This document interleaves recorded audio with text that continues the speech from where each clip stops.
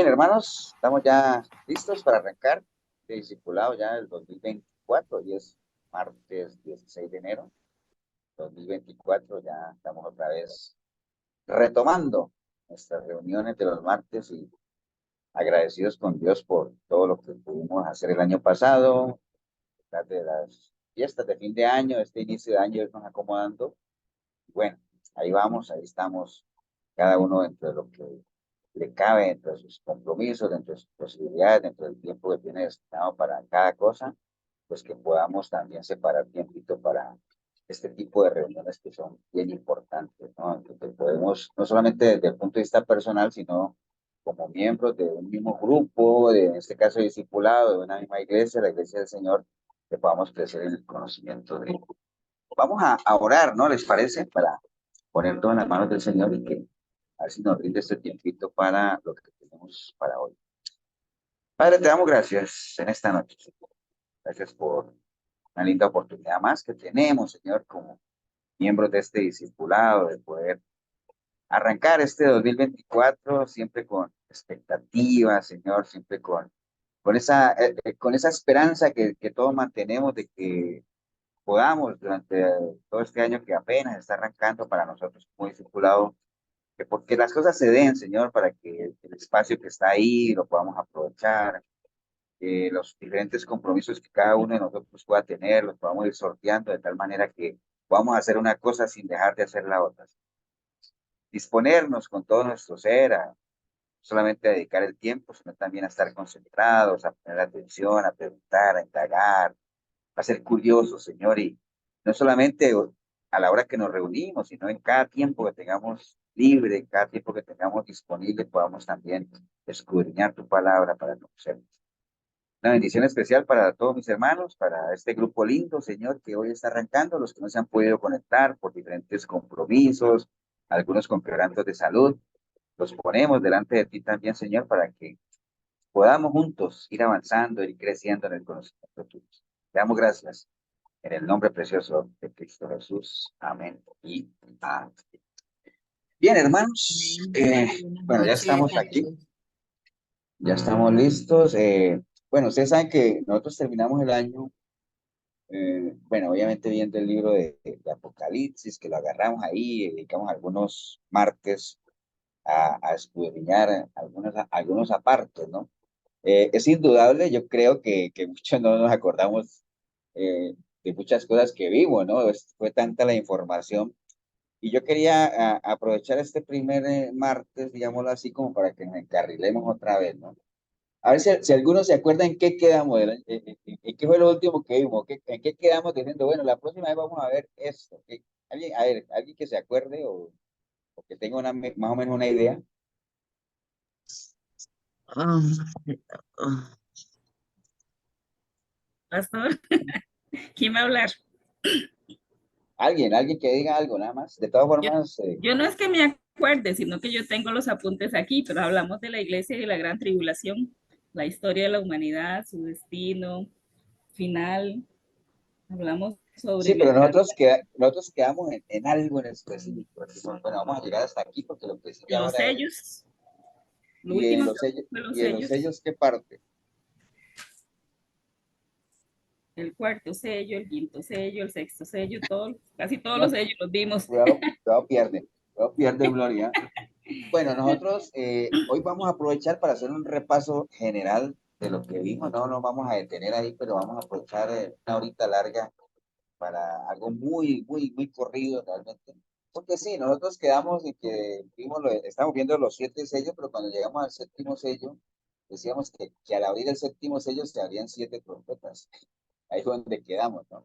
Y que cuando lleguemos a la séptima trompeta, cuando se abra la séptima, o cuando suene la séptima trompeta, lo que pasa es que se abren 7 copas, ¿no? O sea, que son juicios de Dios, ¿no? Esa parte no la hemos abordado todavía, pero vamos a aprovechar hoy para que nos volvamos otra vez a ubicar y todo eso, así, un repasón muy rápido de lo que vimos del libro de Apocalipsis, que es un libro obviamente muy importante. Pues obviamente no en vano ahí está todo lo que son los tiempos finales, ¿no? Y de hecho el libro de Apocalipsis arranca diciendo que bienaventurados son aquellos que escuchan y leen lo que está escrito ahí en ese libro. Ok, bueno, voy a compartirles mi pantalla para que vayamos haciendo ese repaso. Ok, bueno, voy a arrancar aquí con esto. ¿Ustedes ven mi pantalla? Sí. Sí, señor. Sí, sí, señor. No, vamos a verlo todo. O sea, hay muchas cosas que si ustedes ven que yo he resaltado en verde, y ahí es donde me voy a detener propiamente, en lo que he puesto en verde, porque, bueno, todos conocen o saben por lo menos qué es el libro de Apocalipsis, ya saben que el libro de Apocalipsis agarró. ¿Por qué creen ustedes que todo esto de los tiempos finales y de lo profético y lo apocalíptico agarró fuerza en los últimos días? Siempre ha tenido fuerza, pero ¿por qué en los últimos días agarró como más auge? ¿Por qué? ¿Qué pasó? ¿Qué significa en los últimos días? ¿Por qué? Por las guerras que están habiendo, por todos los desastres naturales y por todo ese Por tipo de situaciones. por lo que pasó en Israel, pastor. Exacto, o sea, eso deja de decir que fuéramos Ah, más, ok. más precisos, ¿no? O sea, sí, las guerras y todo eso siempre están ahí, las enfermedades, por ejemplo, con el COVID-19, entonces ya, uy, se acerca el fin del mundo. Pero concretamente lo que pasó en Israel, ¿no? O sea, eso fue como un campanazo, ¿no? O sea, decir, wow, eh, estamos cerca y todo ese asunto. Entonces, por eso todo esto del apocalipsis agarró como cierta fuerza y tal vez por ahí fue que nos animamos de pronto a meternos un poco por ese lado, ¿no? Entonces, bueno, del apocalipsis que vimos, bueno, vimos muchas cosas, ahorita lo vamos a ver. Básicamente contarles así muy a grosso modo que el Apocalipsis pues es el último libro de la Biblia y es quizás uno de los escritos que más se ha estudiado a través de la historia. De hecho, hay gente que se especializa en el análisis y en el estudio del libro de Apocalipsis. ¿Cómo le llama a esas personas? Escatólogos. Escatólogos. O sea, la escatología es una de las ramas de la teología que se encarga o se especializa en el estudio de los tiempos finales. Eso es la escatología, ¿no? Entonces, básicamente, ese es el libro del Apocalipsis. El propósito del libro es darnos la revelación de Jesucristo que hace referencia a los tiempos finales. No es un libro fácil, el libro está lleno de mucha simbología, no es fácil de leer, hay que tener cierta preparación, o sea, uno por más que lleve años en el cristianismo, nunca está lo suficientemente preparado como para entender todo lo que está revelado ahí, ¿no? O sea, en el libro del Apocalipsis. Sí hay cosas que son muy fáciles de entender, pero en términos generales hay que estar preparado. Por eso es que uno debería empezar siempre por el conocer el origen de las cosas, el propósito, la vida de nuestro Señor, las profecías, todo eso, las advertencias que hay en cuanto a esos tiempos para que ya uno meterse de lleno a esa parte, ¿no? Entonces, cuando le hablan de Apocalipsis, bueno, el libro de Apocalipsis es la revelación de Jesucristo, no son las revelaciones, porque no son varias, no, es la revelación del Señor que básicamente él se la dio por medio de un ángel a Juan, ¿no? ¿Se acuerdan? Está claro, o sea, Juan estaba ya en la isla de Patmos, todos conocemos la historia, pero lo que tenemos que tener presente aquí es que, digamos, el origen, la fuente de la revelación es Dios mismo que se la dio a Jesús. Ahora se dirá, pastor, pero es él mismo, ¿no? Sí, está bien, pero se la dio en ese orden a Jesús, Jesús se la dio a un ángel y el ángel se la dio a Juan, ¿no? Como está en el libro de Apocalipsis capítulo 1, que es la revelación de Jesucristo que Dios le dio para manifestar a sus siervos las cosas que deben suceder. ¿Cuándo? Pronto, ¿no? Y la declaró enviándola por medio de su ángel a su siervo Juan, que ha dado testimonio de la palabra y el testimonio de Jesucristo y de todas las cosas que ha visto. Entonces, es un libro profético, entendiendo que cuando hablamos de algo profético, estamos hablando de algo que predice sucesos, ¿no? O sea, una profecía, lo que pasa es que, digamos, las profecías son predicciones, ¿cierto que sí? Pero no todas las predicciones son profecías. ¿Por qué? ¿Ahí sí entendieron ese juego de palabras o no? Todas las profecías son predicciones, ¿cierto que sí? Pero no todas las predicciones son profecías.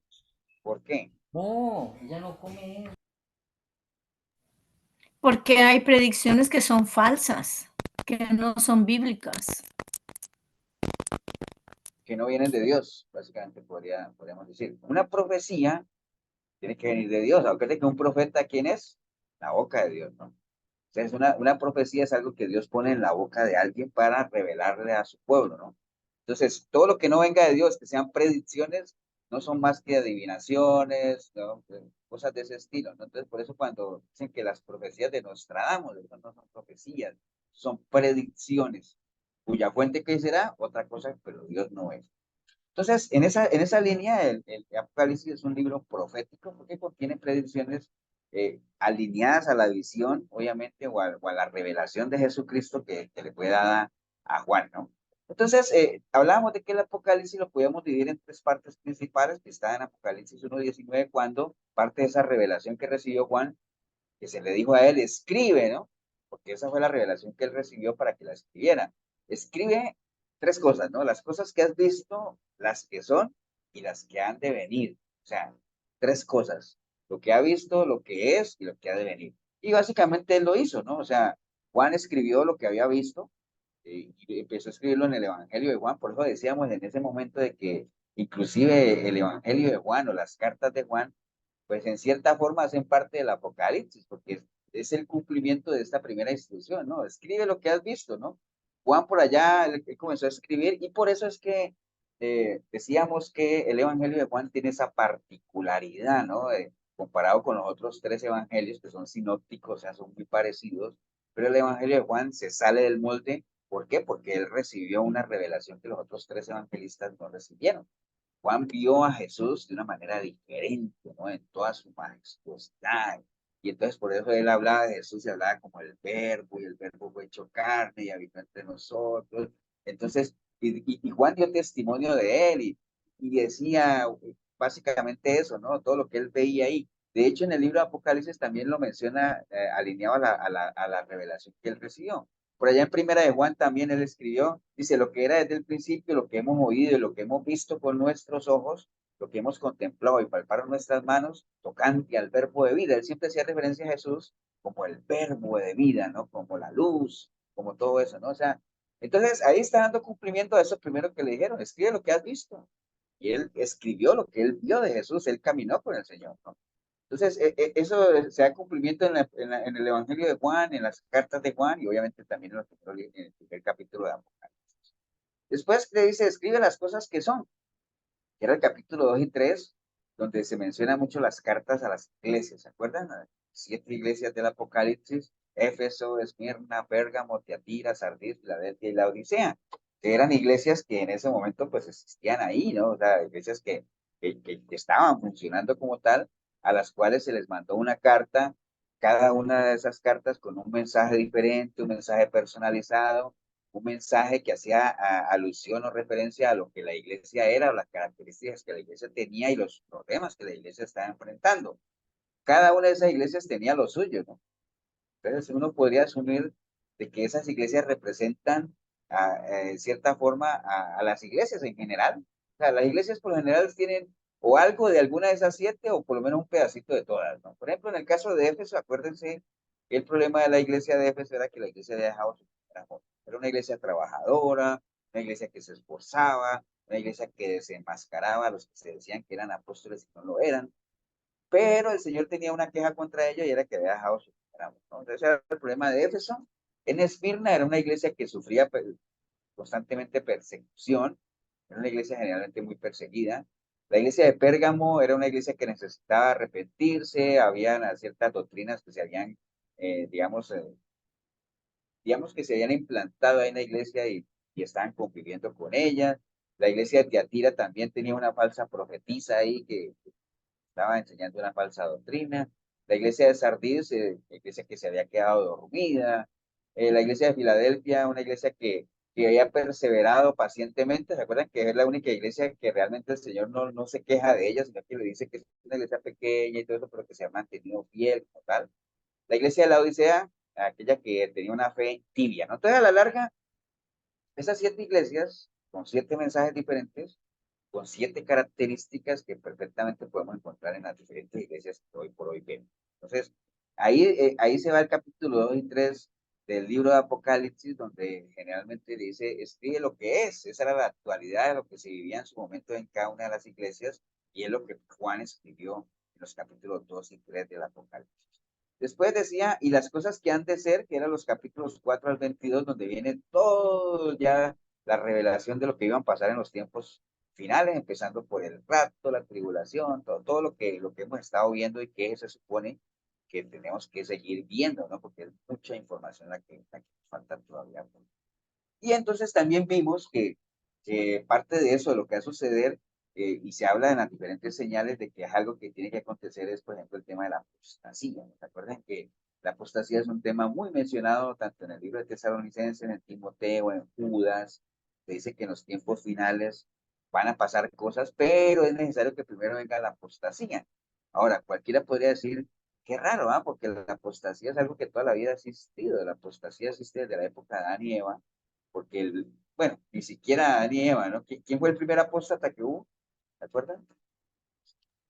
Satanás. Satanás fue el primer apóstata, es decir, fue la primera persona que caminó con el Señor o con Dios en este caso y decidió qué cosa, rebelarse, apartarse, ¿no? Entonces la apostasía siempre ha existido. Lo que pasa es que la apostasía a los niveles que vemos ahora, pues sí es algo que asombra, ¿no? Ya es algo que ha rayado ya, o por lo menos se han salido de cualquier cosa que uno se pudiera imaginar, ¿no? Ya la manipulación de la palabra que existe hoy en día, las cosas que se han metido a las iglesias, la mundanalidad, el engaño, bueno, tantas cosas que ya es algo demasiado descarado, ¿no? Pero bueno, vimos temas de apostasía, qué es la apostasía como tal. Acuérdense que la apostasía es cuando uno camina con el Señor y uno se aparta, ¿no? Decide irse por otro lado. La apostasía viene de un término griego que significa salida, defección, revuelta, rebelión, es apartarse de la fe de Jesucristo e ir en pos de otro tipo de fe o de otro tipo de evangelio.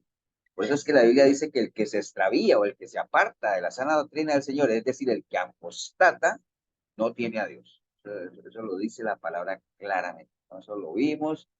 Y en 1 Timoteo 4:1 dice, pero el Espíritu dice claramente que en los postreros tiempos algunos apostatarán de la fe, es decir, se apartarán escuchando a espíritus engañadores y a doctrinas de demonios, ¿no? Y por ahí hablamos. ¿Acuerdan quiénes eran los espíritus engañadores?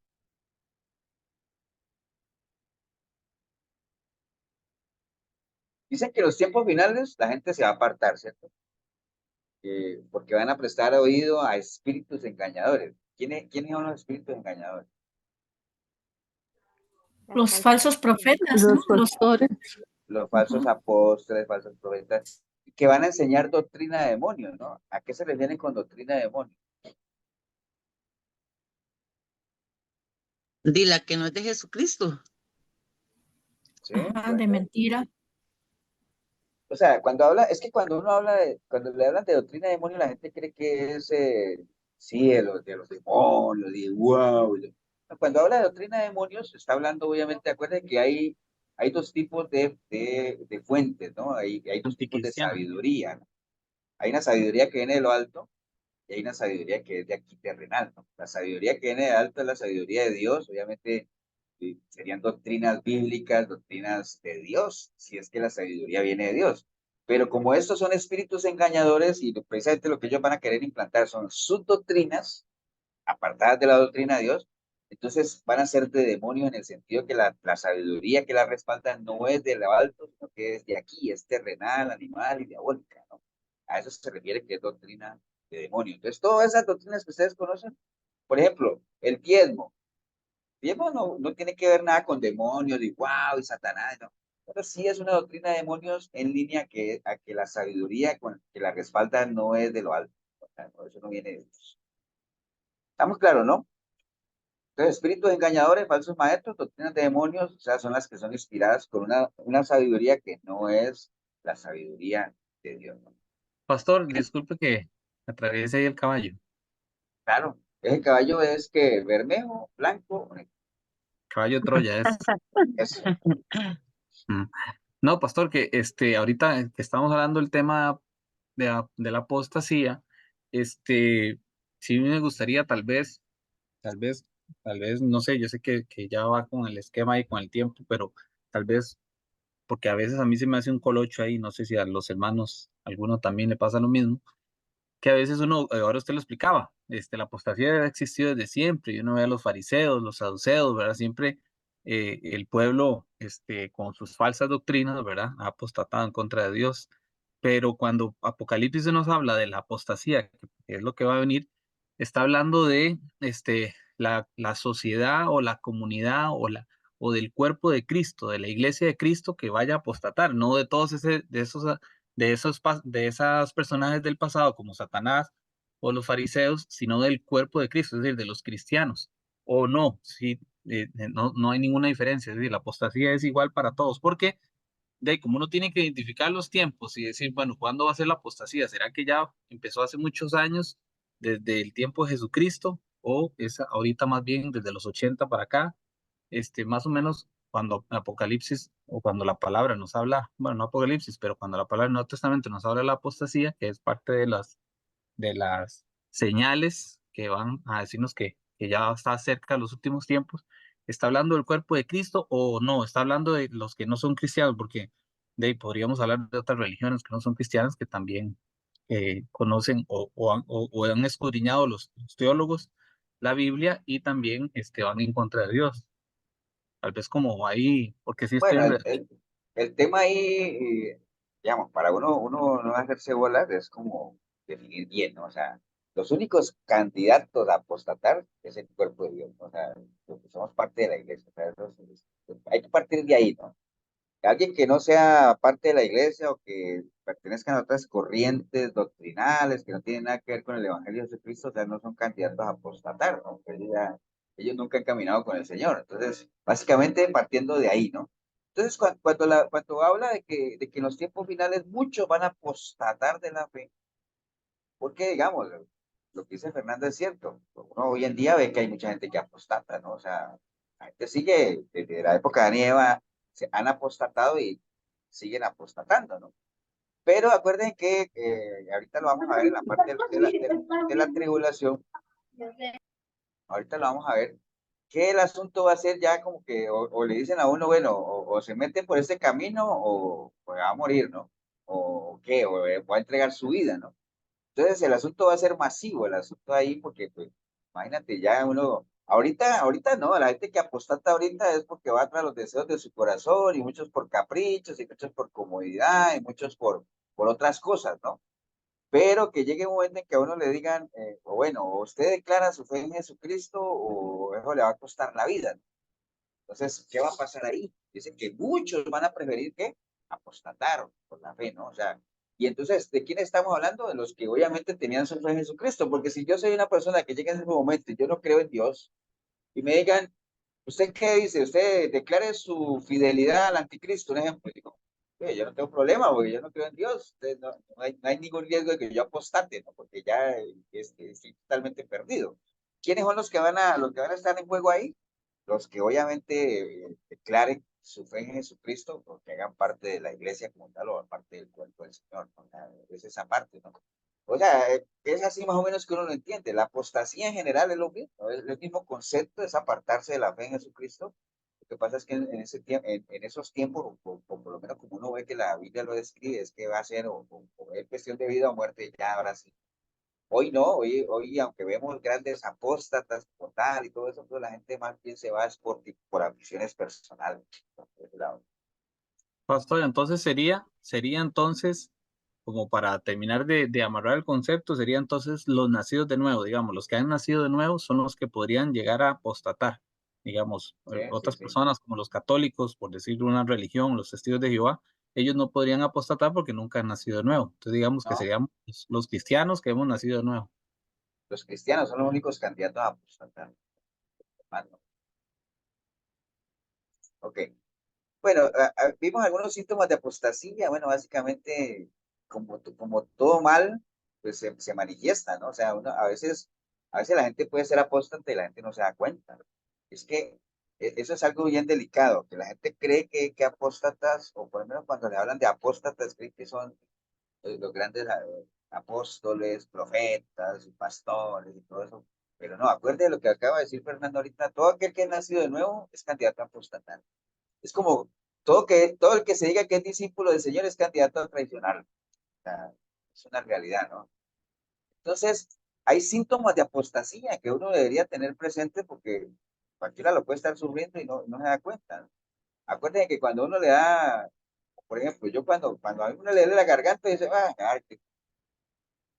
y si se le tapa una nariz, ¡ay, ahora sí, peor! Entonces, hay cosas que a uno le tendría que ir marcando la cancha, ¿no? Tal. Por ejemplo, dice que algunos de los síntomas es lo que estamos hablando. La gente ya no va a soportar la sana doctrina. O sea, ahorita por lo menos lo estamos viendo ya, pero va a llegar un momento en que la gente la va a despreciar, la sana doctrina como tal, ¿no? O sea, esa es una señal de apostasía. Si uno conoce personas, o a lo mejor alguno de nosotros, no sé, uno que va a ver que ya la palabra le fastidia, y ahora usted dirá, pastor, pero ¿cómo le va a fastidiar a uno la palabra? Bueno, es que acuérdense que uno no anda con un letrero que diga yo odio la Biblia, yo odio la palabra, detesto escuchar una prédica.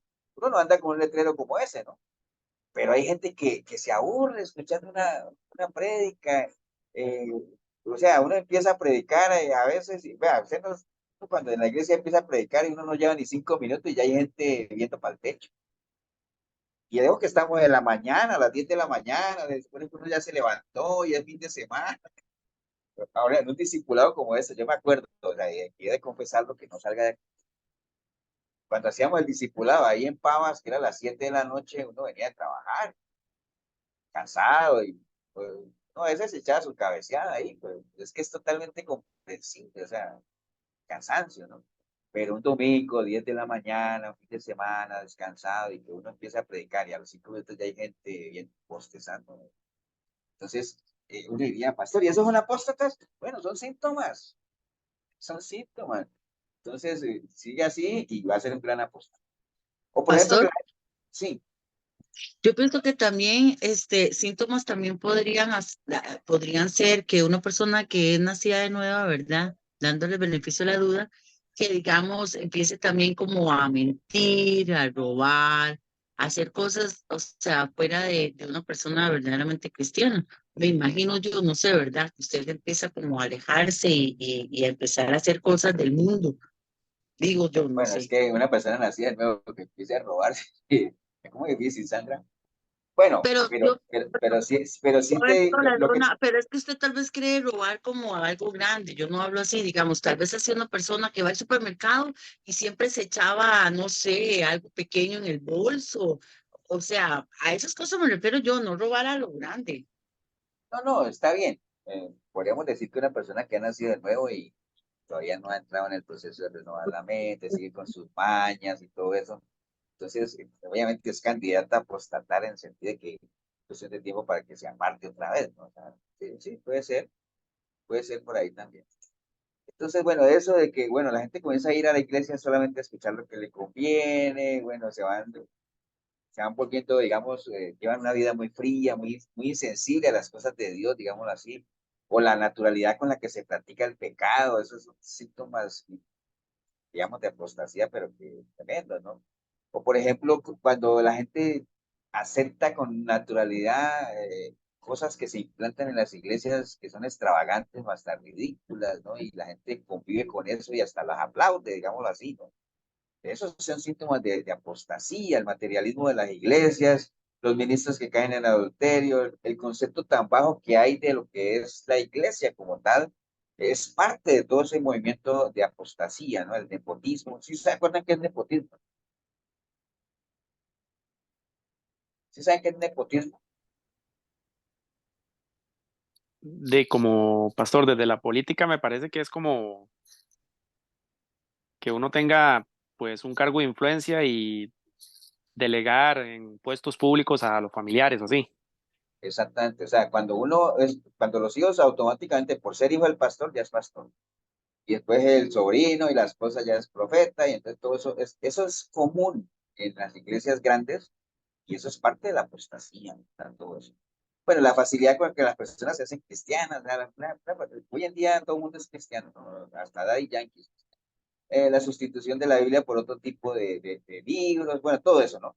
Eso lo vimos, y también vimos que un buen antídoto para evitar la apostasía, y está en Hebreos 3:12, digámoslo así, cuando hablaba, decía, mirad hermanos, que no haya ninguno de vosotros corazón malo de incredulidad. Entonces, eso, uno no debe, lo que nos dice la palabra ahí es, no albergue en su corazón nada de incredulidad, de duda, de dudar de que Dios lo pueda hacer, de las capacidades de Dios. Acuérdate que eso fue una de las cosas que más atacó al pueblo de Israel, ¿no? O sea, después de ver que el Señor abrió el mar en dos, y aún así seguían dudando de que Dios los pudiera llevar a la tierra prometida. O sea, después de eso, ¿no? Y al final todos sabemos cómo terminó la historia, ¿no? Sino que dice antes, exhortando los unos a los otros cada día, entre tanto que se dice hoy, para que ninguno de vosotros se endurezca por el engaño del pecado, porque somos hechos participantes de Cristo, con tal de que retengamos firme hasta el fin nuestra confianza del principio, entre tanto que se dice, si oyereis hoy su voz, no endurezcáis vuestros corazones. Entonces, esa es una de las recomendaciones de la palabra, o sea, siempre, ustedes me escucharán a mí eso, hay que estarse pesando, ¿no? Y no albergar ningún sentimiento de incredulidad, el retener lo que el Señor nos ha dado, mantenernos firmes, constantes. Esas tres cosas que siempre le hemos visto, ¿no? Firmeza, constancia, crecimiento, es la clave, ¿no? Bueno, eso lo vimos, me estoy saltando porque eso ya es explicación de eso, pero eso lo vimos básicamente allá, ¿no? Entonces, creo que de esta primera no había más, o sea, básicamente hablamos de apostasía, todo eso lo vimos Pastor, ya. Sí, pastor, pregunto,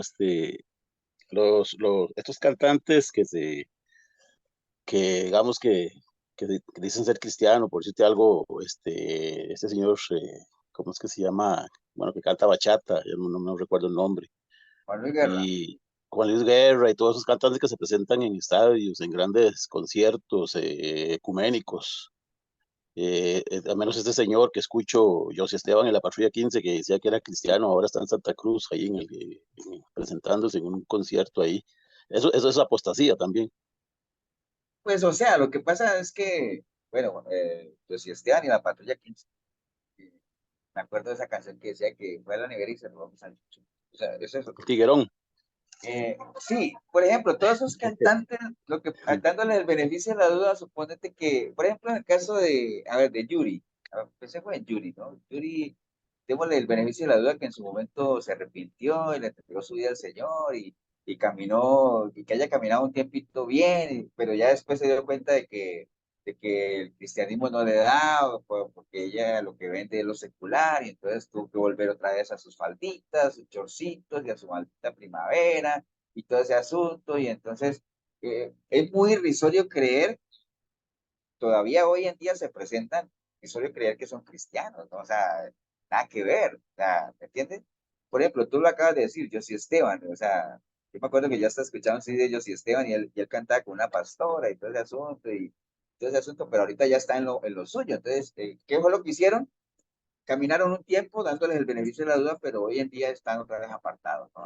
Volvieron a los suyos, ¿no? El perro vuelve a su vómito y la chancha vuelve allá. Entonces, pues, cabrían o caerían dentro de lo que es la gente que apostata, ¿no? O sea, se apartaron otra vez, caminaron un tiempo bien y se apartaron. Y así hay varios, ¿no? Hay muchísimos cantantes que se dicen Y cristianos. pastor, Yuri recién estaba diciendo de que no ella, pero su esposo es el pastor de la iglesia y tienen como 1000 miembros, dice. Ah, Recién no. lo... No, tienen cantidad de miembros y te digo, ellos Sí. los toman como referencias y todo ese asunto, o sea, Y blasfema pero, contra Dios. pero Eh, ¿por qué es? Porque la gente, por lo que hablamos ahorita, ¿no? Hay un concepto como tan trivial de lo que es el cristianismo como tal, entonces cualquier persona, figura pública, se dice que es cristiano y ya todo el mundo le cree, ¿no? ¿Entiendes? Entonces, miren lo que pasó con Keylor Navas, ¿no? Que todo el mundo lo tenía como el hombre de fe cristiano y todo. Cuando él vino a Costa Rica a casarse, se casó con la católica. Y sí, él es entonces, católico. todo el mundo decía que era cristiano y que, bueno, es un sample tremendo. Pero bueno, por lo general es muy difícil que los cantantes seculares que se vuelven cristianos mantengan una línea de cristianismo así sanita, ¿no? O sea, ellos vuelven a su mundanalidad si es que algún día se salieron, porque la mayoría no se salieron. Por ejemplo, miren todo el rollo que hubo con Daddy Yankee, que sí, muy bonito lo que él habló y todo ese asunto. Ahorita ya dice que sacó un nuevo trabajo discográfico. No, ni sé cómo va a ser y todo eso, pero uno no le cree mucho a esos cantantes porque ellos no. Vivir del cristianismo muy complicado, realmente para ellos es cuestión de tiempo. Pastor, Sí, que usted da ahorita señales de la apostasía. Me pongo a pensar yo, o sea, una persona que que va a la iglesia cristiana, va, se congrega y todo, pero digamos la que es religiosa y no se da cuenta, o sea, usted está nombrando síntomas, pero hay gente religiosa en las iglesias que va tal vez por un hábito, un estilo de vida que ya asumió. Entonces ahí ya es un apóstata, ¿no? Es, el religioso yo creo que es el mejor ejemplo que puede existir, que está hablando de un Dios que no conoce, aunque no lo está rechazando, ¿no? No lo está rechazando, que ella diga que lo estoy rechazando, esto no, sino que no se ha dado cuenta que realmente es un religioso más. ¿Mm? Bueno, acuérdense que para caer en apostasía o ser un apóstata como tal, uno tiene que apartarse totalmente, ¿no? Y darle la espalda al Señor, o sea, caminar en otra dirección como tal, ¿no? Hay cosas que a uno le marcan el camino a la apostasía, pero que no lo hacen apóstata. O sea, que si uno camina por esas sendas, lo más seguro es que te conviertas en una apóstata, pero no necesariamente ya lo eres, ¿no? Por ejemplo, en el caso de la religiosidad que habla Milena, porque sí, hay gente que es muy religiosa y todo ese asunto, y caminan con un Dios que no conocen. Ahora uno podría decir, cualquiera me podría decir, pastor, pero es que usted acaba de decir que un apóstata es aquel que ha caminado con el Señor y que de un momento a otro le da la espalda. Pero un religioso, ¿cómo podría uno decir que ha caminado con el Señor si ni siquiera lo conoce? O sea, ni siquiera sabe o ni idea que ha caminado. Ahora, por ejemplo, si Milena me dice, es que hay gente que va a las iglesias solo por religión o porque ya ven y saben y por qué van, pues más que eso me atrevería a dudar de que sean cristianos o no, que hayan nacido de nuevo. ¿Entiendes? Porque las iglesias están llenas de gente que no ha nacido de nuevo. Entonces, si no han nacido de nuevo, como hablamos ahora con Fernando, pues, ¿qué puede apostatar una persona que no ha nacido de nuevo, que no es cristiana? O sea, no podría. Entonces, hay que marcar la diferencia ahí, porque es un hilo delgado ahí, básicamente, entre el tipo de religiosidad como tal, ¿no? Pues, si no han nacido de nuevo, no pueden apostatar. Obviamente, los únicos candidatos a apostatar son los cristianos, o sea, los que han nacido de nuevo, que no son cristianos. Ok, bueno, eso lo vimos también, ¿no? Nada más para los que se acaban de incorporar, estamos tomando el tiempo hoy para hacer un repaso general de lo que vimos, porque el año pasado quedamos, que estábamos abriendo los sellos del Apocalipsis y llegamos al séptimo sello, y el séptimo sello lo que hacía que abría 7 trompetas, entonces ahí llegamos. Pero antes de volver a retomar eso, pues queríamos ver qué fue lo que vimos y todo ese asunto. Ya vimos, obviamente hablamos del Apocalipsis, que es el libro del Apocalipsis, la importancia de leerlo, las 3 partes en que se divide el libro, la visión que recibió Juan, le dijeron, escribe lo que has visto, escribe lo que es y lo que ha de venir. Lo que has visto, él lo escribió en los evangelios, en las cartas de Juan y en el capítulo 1 del Apocalipsis, lo que es capítulo 2 y 3, las cartas a las iglesias, las 7 iglesias, y lo que ha de ser, que viene del capítulo 4 en adelante, donde empieza con todo lo que es la tribulación, el arrebatamiento, toda esa parte. Entonces, hicimos una pausa hablando de la apostasía, porque es una de las señales inequívocas de que tiene que darse antes de que venga todo este asunto de los tiempos finales. Ya después, bueno, estuvimos viendo algo sobre lo que es el arrebatamiento o el rapto como tal. El arrebatamiento y el rapto son doctrinas o son enseñanzas, ¿no? Algunos creen en ellas, algunos otros no. Algunos creen en el arrebatamiento, pero dentro de los que creen en el arrebatamiento hay corrientes, ¿se acuerdan? Que dicen que si el arrebatamiento se va a dar antes de la tribulación o que si se va a dar después, todo eso lo vimos también.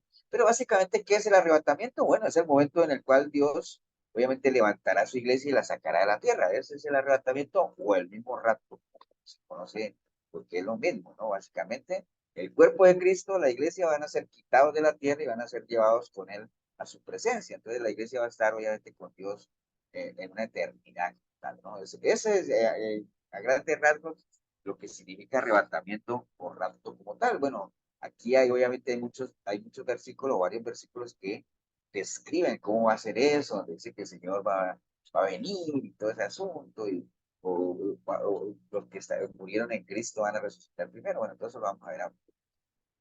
Déjenme ver qué más. Bueno, les decía que tengo cosas marcadas en verde que son las cosas en las que me quiero detener. Lo demás son algunos versículos de respaldo como tal. Pero creo que lo que está en verde nos sirve como para volvernos a ubicar en lo que vimos, ¿no? En el contexto general. ¿Quiénes tienen participación en el arrebatamiento? Bueno, acuérdense que por un lado todas las personas que murieron habiendo recibido en vida a Cristo como su Señor y Salvador personal, ¿no? Eso está en Primera de Tesalonicenses, cuando Pablo obviamente le aclaraba a la iglesia que no ignoráramos, o como quien dice que no nos olvidáramos de los que ya duermen, ¿no?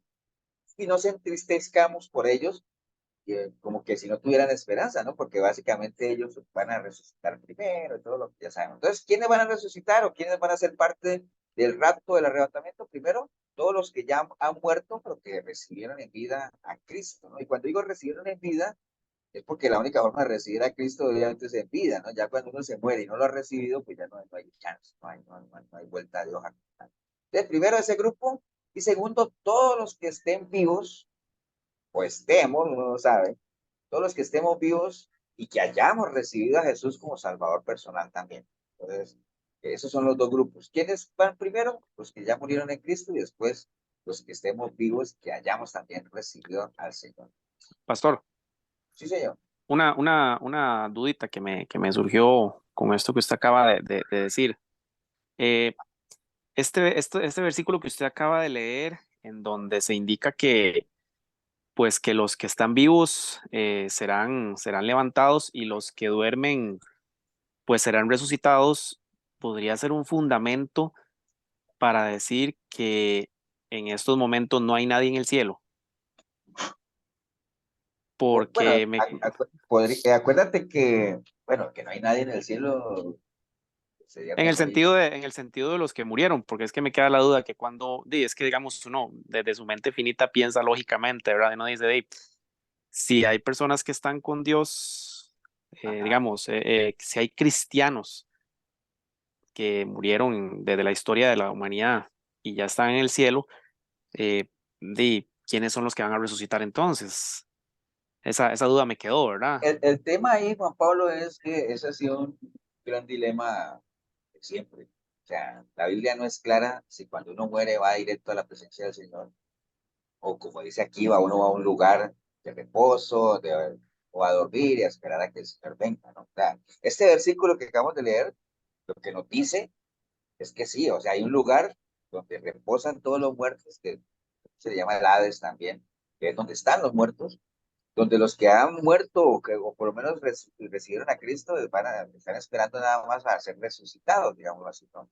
Ese es lo que dice ese versículo. Hay otros versículos, por ejemplo, que la gente puede decir, entonces el ladrón de la cruz, que el Señor le dijo hoy mismo, estarás conmigo en el paraíso, pues que, o como dice Pablo, ausente en el cuerpo, presente en el Señor. Entonces, hay cosas que no es que se contradigan, sino que no son claras. Acuérdate que la Biblia a veces tiene pasajes que son claros, hay pasajes que son grises y hay pasajes que son oscuros, ¿no? Donde realmente ya solo le corresponde a Dios entender y no nos ha sido revelado como tal. Entonces, no hay claridad exactamente, Juan Pablo, de si la gente cuando muere se va al cielo o no. Yo creería, por lo que estamos leyendo ahí, que efectivamente uno va a un lugar de reposo donde Un buen lugar.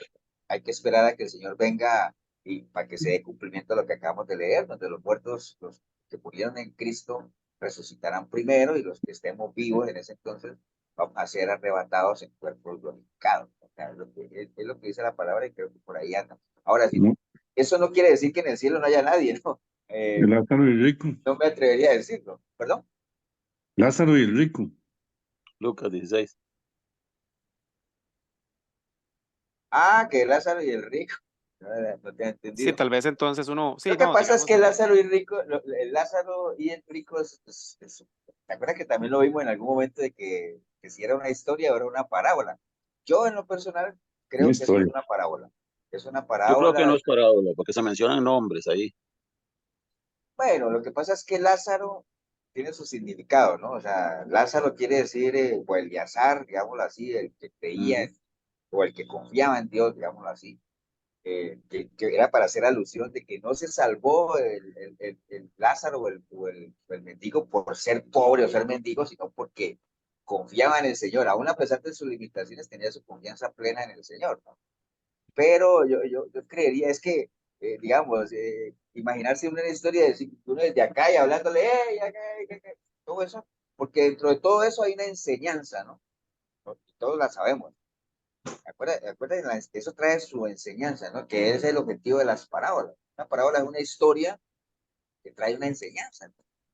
Y definitivamente con esa historia se quería dar una ilustración o una enseñanza. Entonces, pero digamos, son cosas que todavía no están claras como tal.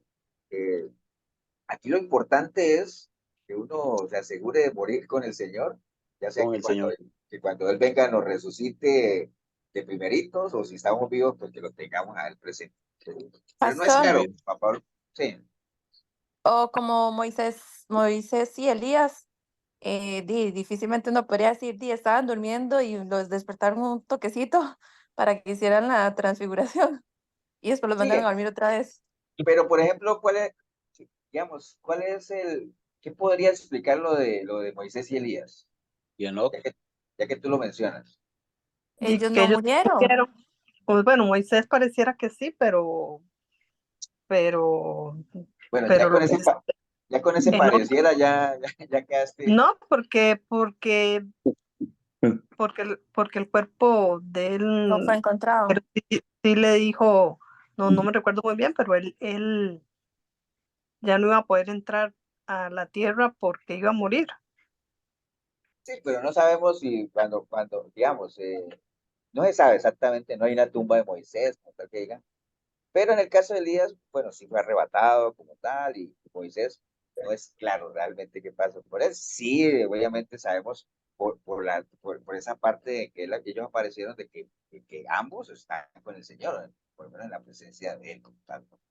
Pero bueno, el caso es que decir que si en el cielo hay alguien o no hay alguien, o si allá será que hay gente o no hay gente, por lo menos conformémonos con saber que allá está el Señor haciendo morada, por lo menos, ¿no? O sea, pero sí, no es muy claro todo el asunto.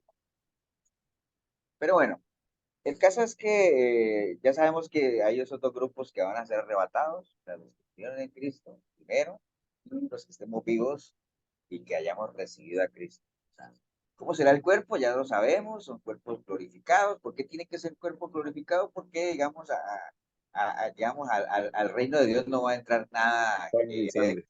nada que herede, ni nada corrupto, ni nada que herede de corrupción. Entonces, por eso tiene que ser un cuerpo sin pecado, sin maldad, como tal, como dice Primera de Juan 3:2. ¿Y quiénes son las personas que no van a ser arrebatadas? Pues el resto, ¿no? Las personas que murieron, que rechazaron a Jesús como su Salvador, como tal. ¿Cuándo ocurrirá el rapto? No lo sabemos, o sea, realmente solo Dios sabe cuándo va a ocurrir esa parte. Ahora, por ejemplo, el rapto es lo mismo que la segunda venida de Jesús. ¿Ustedes qué se acuerdan de eso?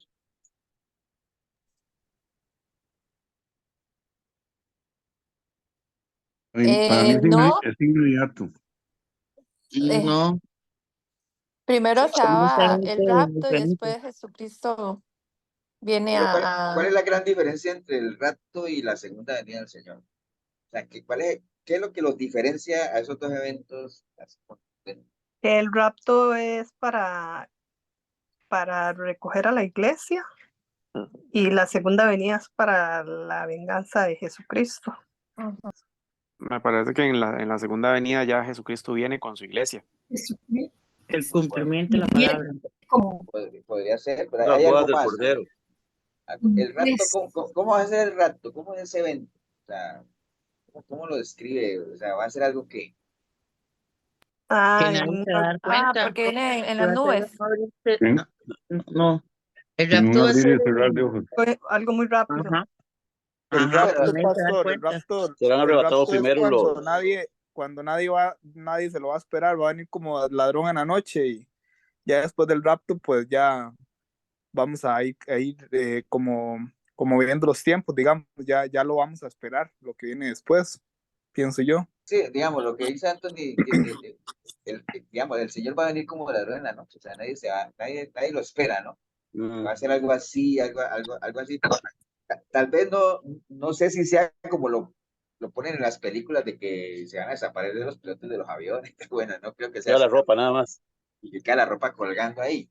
Pero el rapto y el arrebatamiento es algo así, que nadie que puede ocurrir cuando nadie lo espere y es algo así como muy de impacto, ¿no? Digámoslo así. La segunda venida del Señor lo que la menciona la palabra es que es algo majestuoso, o sea, el Señor va a aparecer y con voz de trueno y todo, y va a ser visible a todo mundo, ¿no? ¿Entiendes? Entonces, eso es lo que caracteriza cada uno de los dos eventos que son totalmente diferentes. ¿Y cuál va a ocurrir primero? Bueno, ocurre primero el arrebatamiento y el rapto, por todo lo mismo que decían, ya cuando el Señor venga, va a venir ya con la iglesia como tal, y para que Él venga con la iglesia, pues obviamente tiene que haber sido arrebatada. ¿Cuándo va a ocurrir eso? ¿Antes o después de la tribulación? Bueno, eso lo vamos a ver ahora, o por lo menos lo vamos a mencionar. Pero sí, son tres eventos diferentes, el rapto y lo que es, digamos, la segunda venida. Tenía yo por aquí marcado, bueno, no, esto no, el tigre de la cizaña, no, no, no, no, no, no, no, no, no. Bueno, voy a cerrar este, vamos a ir al otro, que es este. Bueno, ya hablando un poquito ya lo de la iglesia y la tribulación como tal, ¿no? O sea, ¿se acuerdan que hablamos de la gran tribulación o de la tribulación como tal? La tribulación es un periodo, ¿no? O sea, es un periodo que dura ¿cuánto? ¿Se acuerdan? La tribulación. 7 años.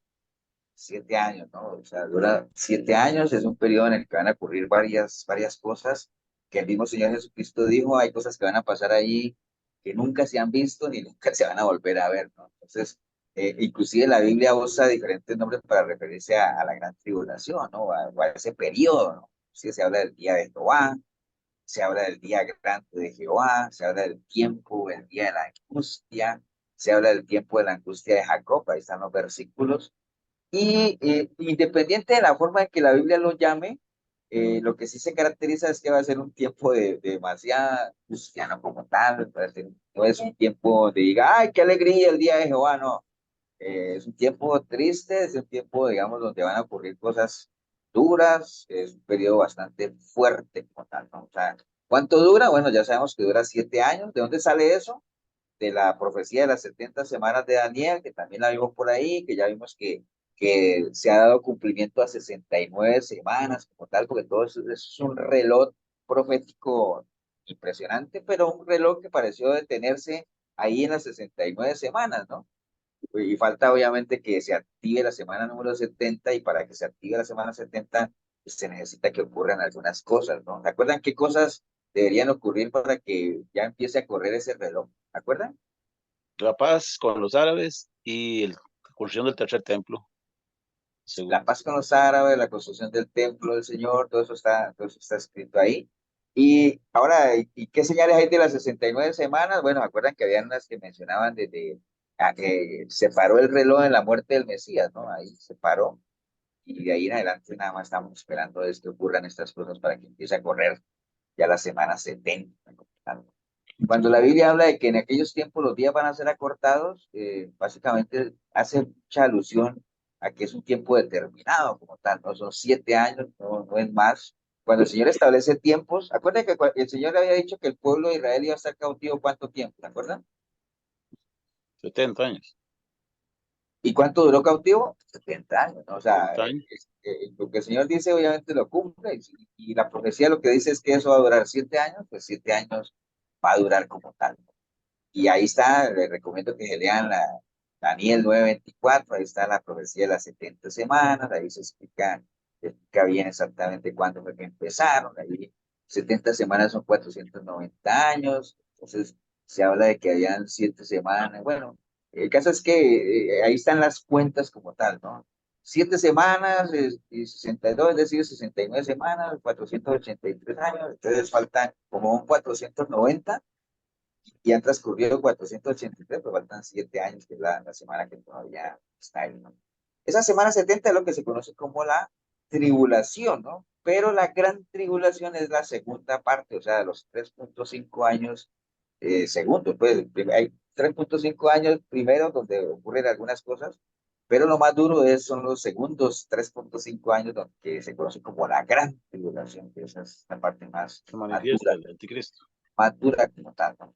Entonces, Pastor, sí, ahora cuando hablas que se ha parado que falta todavía esta semana, los teólogos o los escatólogos, ¿no?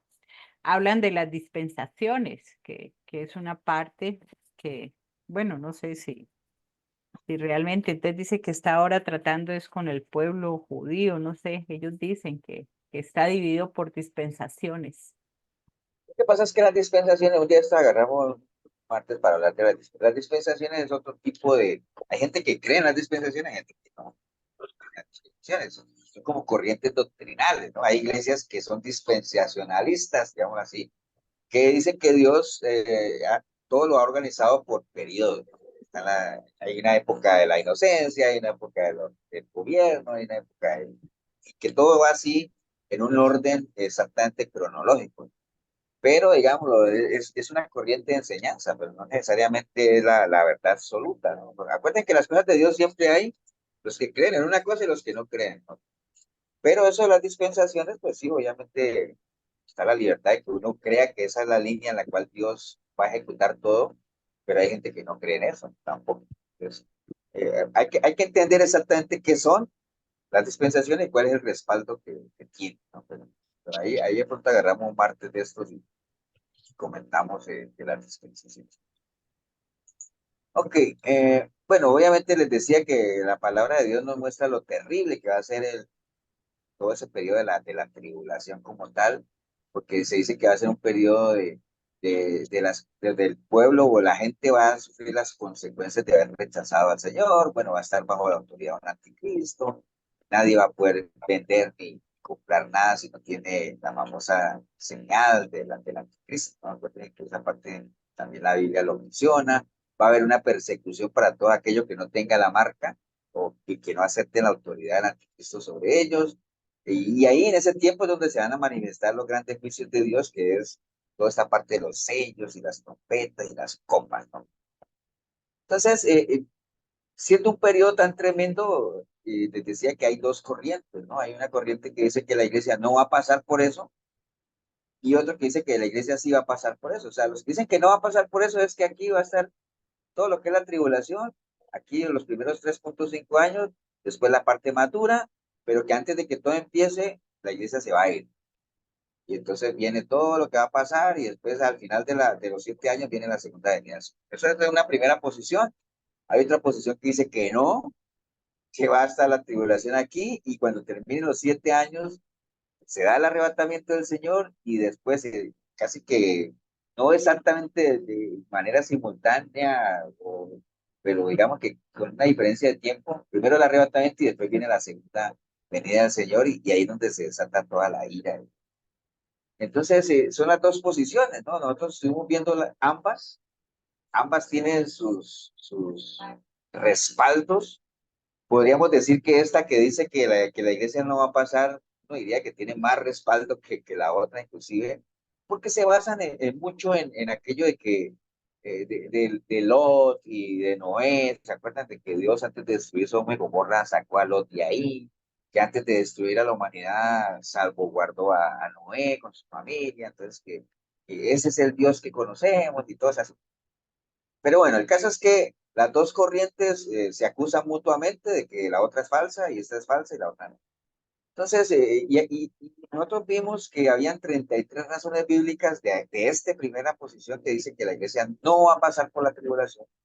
33 razones bíblicas, o sea, muchas de ellas, pues, son un respaldo relativamente fuerte, ¿no? O sea, por ejemplo, dice que no existe ningún pasaje en el Antiguo Testamento o en el Nuevo Testamento que diga así concretamente que la iglesia va a pasar por la tribulación.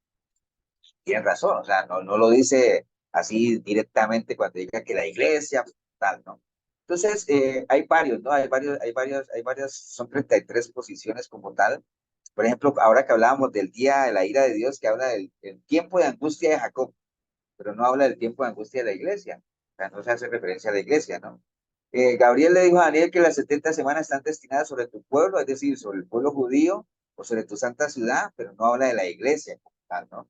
En las primeras 69 semanas la iglesia no tuvo ninguna participación, entonces se dice que para qué, si no tuvo participación en las 69 semanas anteriores, ¿por qué va a tener participación en la semana 70?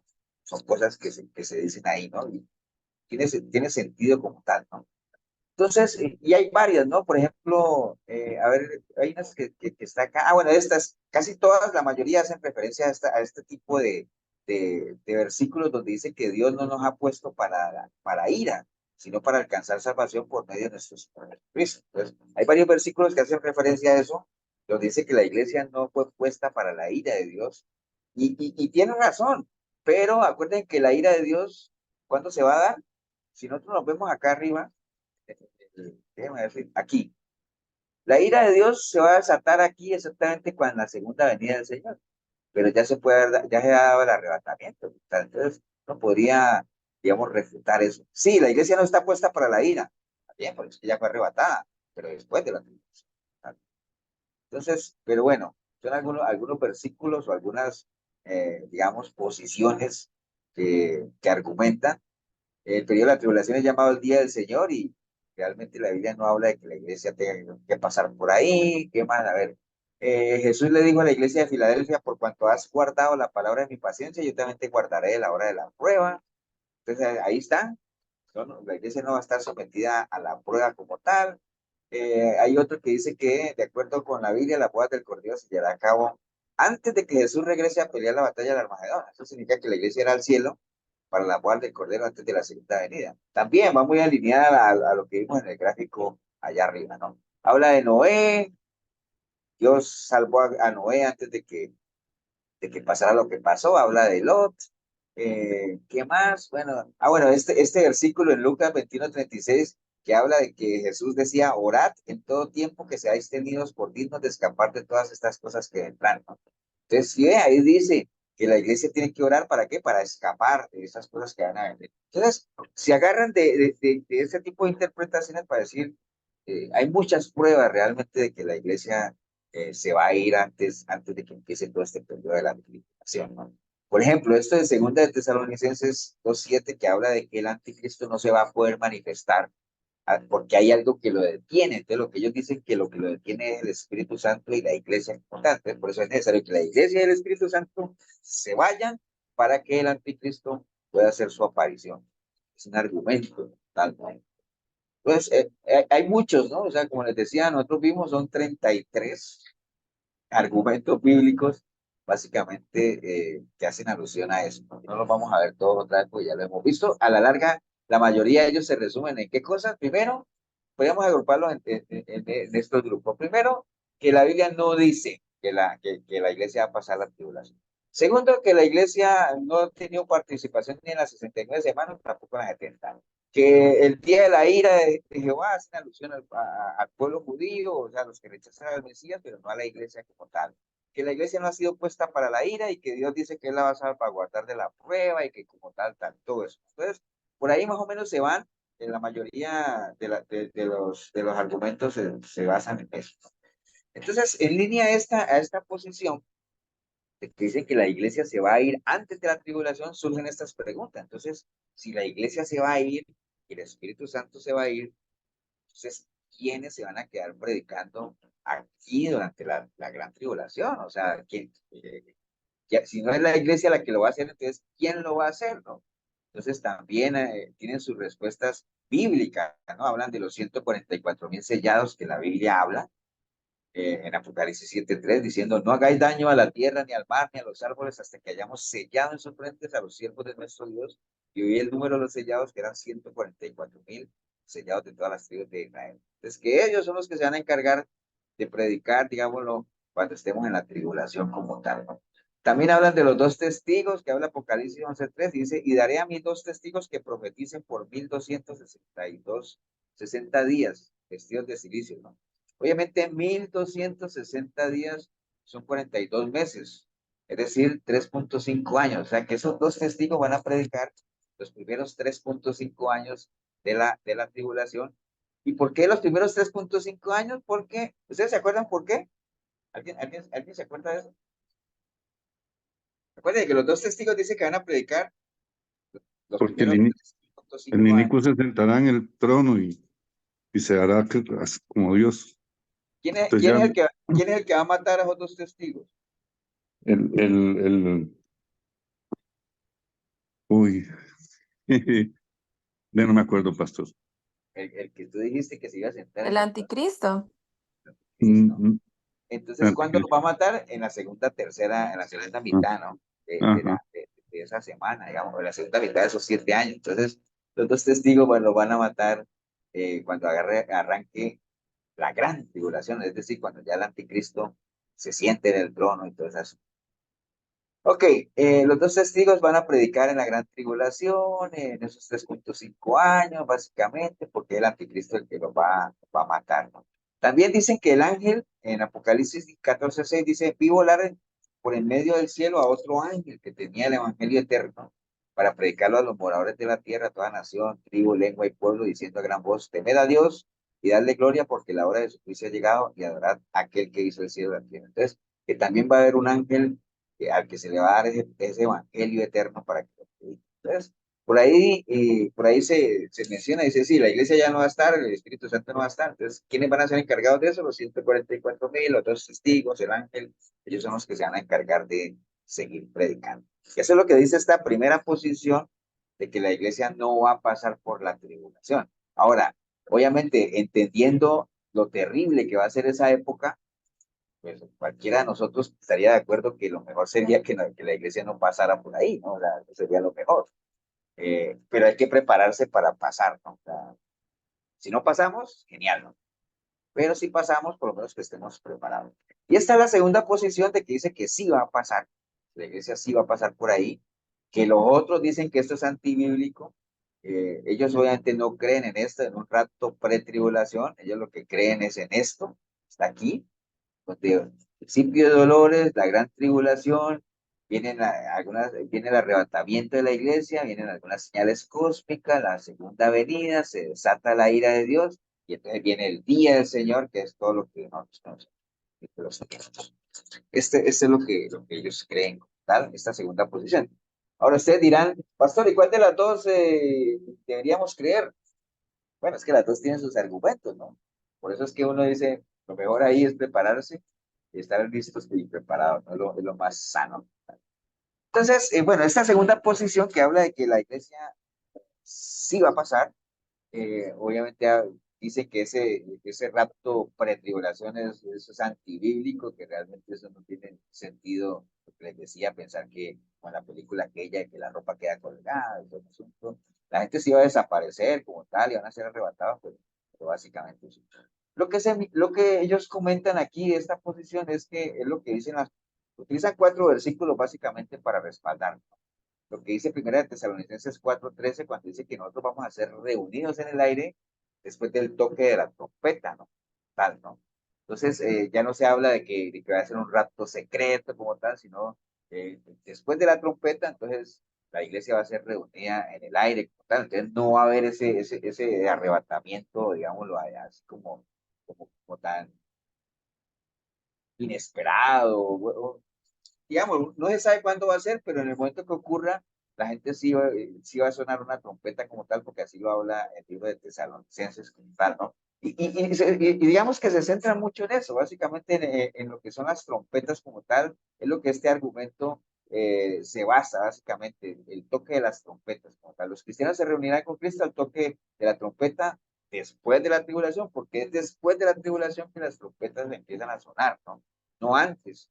Y entonces la Biblia habla de que al sonar de la trompeta la iglesia será arrebatada como tal. Entonces ellos dicen, si ven, si las trompetas empiezan a sonar después de la tribulación y la iglesia es arrebatada después del sonar de la primera trompeta, entonces la iglesia es arrebatada después de la tribulación.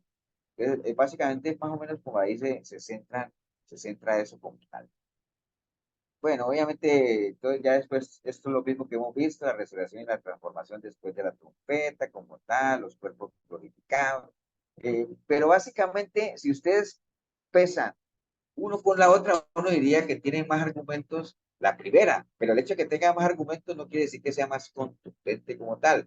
Pero casi siempre uno queda ahí en las cosas bíblicas casi siempre uno queda ahí, es lo mismo por ejemplo, de todo lo que hemos hablado, de que si la salvación se pierde, que no se pierde, obviamente nosotros creemos que sí se pierde, tenemos los argumentos, pero si usted habla con un calvinista, ellos también están completamente convencidos que no se pierde y también sacan lo suyo, entonces es muy complicado, ¿no? Aquí lo importante es que uno defina su posición, y la posición nuestra es, Pastor, sí, mejor. yo creo que a nosotros lo que nos corresponde desde un punto de vista responsable, siempre que existan dos posiciones, no estamos hablando de temas salvíficos, pero si existen dos posiciones dentro de las doctrinas que estamos aprendiendo y una suena más agradable que la otra, pero bíblicamente siempre están las dos, a uno lo que le corresponde como siendo responsable es como prepararse para el escenario menos bonito, porque si uno se prepara solo para el bonito, se puede llevar una desilusión. Entonces, no sé, yo me pongo a pensarlo hasta dejando de lado temas cristianos, hasta la No, gente que cree en o la que no vida. cree en Dios, sino que, bueno, sí, digamos, o la gente que no cree en Dios, a uno siempre le han dicho que, o bueno, o se nos ha enseñado también que qué desilusión se pueden llevar las personas que dicen no creer en algo, pero que al final de cuentas ese algo sí era cierto. Entonces, Es como la ilustración esa que ustedes seguro han visto del pastor ese con la periodista que dijo compensa. ¿Se acuerdan que la han visto varias veces? ¿Usted cómo me ¿la cual, perdón, convencería a mí? ¿Perdón? cuál pastor, perdón?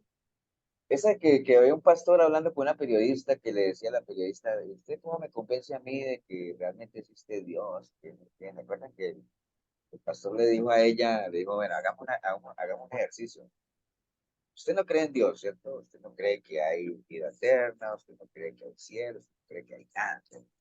Yo sí, yo sí creo que hay Dios, que hay vida eterna.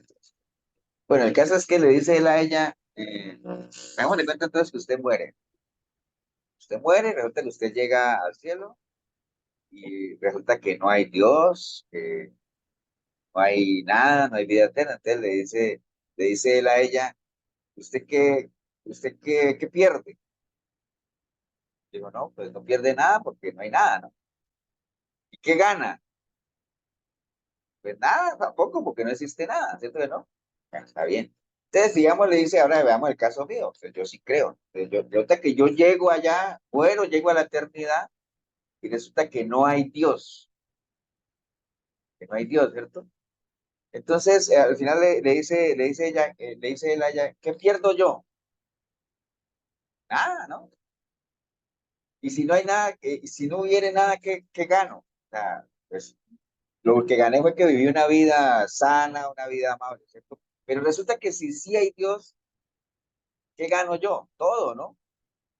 Y si sí hubiera Dios y he vivido sin creer que pierdo, lo pierdo todo también. Entonces, si uno se pone a ver esos diferentes escenarios, hasta por lógica, ¿no? Como dice Juan Pablo, por lógica le conviene a uno creer, ¿no? O sea, porque uno puede perderlo todo y al final no tiene nada que perder, si es que no existiera Dios o no existiera vida eterna. Pero si sí existiera, está uno en riesgo de perderlo absolutamente todo simplemente por no ser precavido, ¿no? Entonces, en el caso de Juan Pablo, lo Sí, que dice es cierto, o sea, uno se prepara para el peor escenario, y si las cosas son más suaves, o sea, pues pasa sobrado, ¿no? Que es lo que siempre hemos tratado de insistir en la iglesia. Prepárese como si fuera a pasar, y si no pasamos, pues sobrado, vamos para arriba.